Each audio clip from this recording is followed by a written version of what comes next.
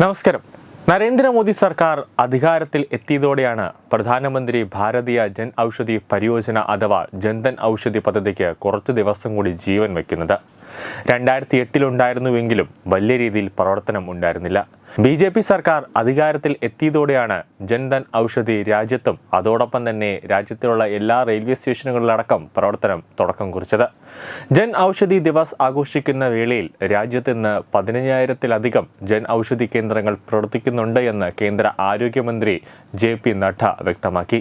ഇതുവഴി 10 ലക്ഷത്തിലധികം ആളുകൾക്ക് വില കുറഞ്ഞ മരുന്നുകൾ വിൽക്കുന്നുണ്ടെന്ന് കേന്ദ്ര ആരോഗ്യമന്ത്രി അറിയിച്ചു. ജൻ ഔഷധി കേന്ദ്രങ്ങൾ വഴി 30,000 കോടി രൂപയുടെ ലാഭം നേടാൻ സാധിച്ചുവെന്നും അദ്ദേഹം പറഞ്ഞു.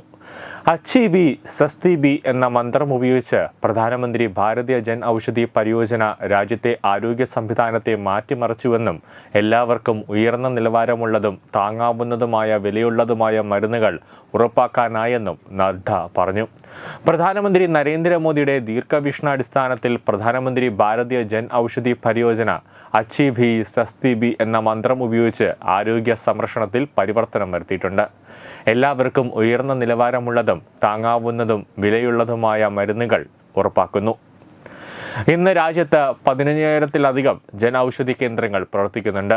ഒരു ദിവസം 10 ലക്ഷത്തിലധികം ആളുകൾക്ക് ഇവിടെ നിന്നും വില കുറഞ്ഞ മരുന്നുകൾ വിൽക്കുന്നു. ഈ കേന്ദ്രങ്ങളിലൂടെ 50 മുതൽ 90% വിലക്കുറവിലാണ് മരുന്നുകൾ വിൽക്കുന്നത്. ഇത് 30,000 കോടി രൂപയുടെ ലാഭം നേടിത്തന്നു. വിശാലമായ പോർട്ട്ഫോളിയോയിൽ വൈവിധ്യമാർന്ന ചികിത്സാ ആവശ്യങ്ങൾ ഉൾക്കൊള്ളുന്ന 2047 മരുന്നുകളും 300 ശാസ്ത്രീയ ഇനങ്ങളും ഉൾപ്പെടുന്നു.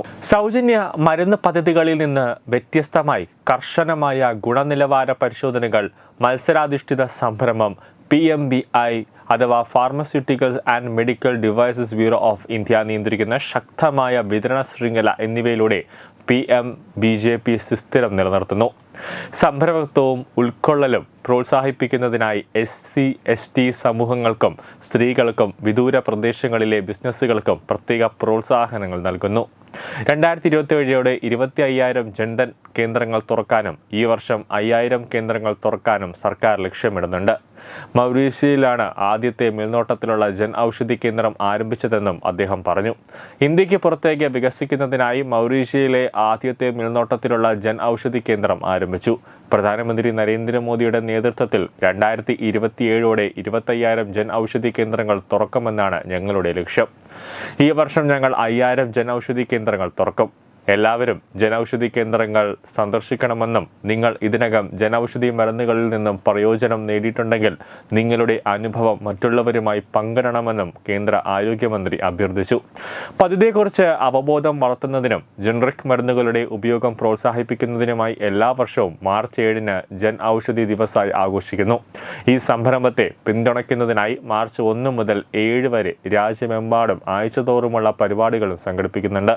News desk Tathvamayi news. Online executive education, focus, physiotherapy centre Pattom, Unnat engineering Gujarat, തീർത്ഥയാത്ര.com, അയൺ ബിൽഡ് ഗുജറാത്ത്.